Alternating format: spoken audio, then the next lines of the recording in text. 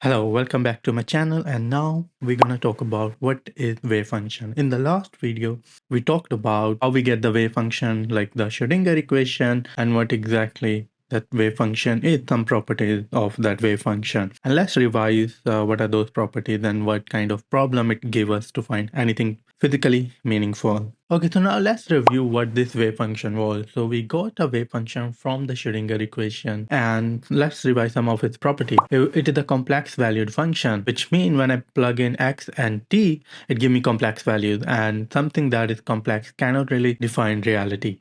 And it is a distribution. If you can look, this distribution is something like what is shown in the picture. In classical mechanics, we think particle is localized, but if you give me a distribution, that means it's not really localized. So it's a contradiction between this classical world and quantum mechanical information we are getting. So we have these two things where it's a complex valued function and it is a distribution. So we don't know what this wave function is. It has no physical meaning. As of right now, we don't have any physical meaning for this wave function, but we do get something physical out of it, and that is what we're going to talk about. That is given by something called Bohn's rule. So Bohn's rules tell us that square this wave function, you get the probability of finding particle at position x at time t. So now you are introducing probabilities. There is one rule in complex numbers, like in complex numbers or functions, whenever you have something complex, and if you want something real out of it, you just square it. So when you square it, you get a real number out of it. So it's like a good motivation to square the wave function and see what we get. And that's what exactly Bohn's rules tell us. So Bohn's rules tell us when you square your wave function, probability of finding a particle at position x at time t. But probability is not defined at some position x. So it's better to say that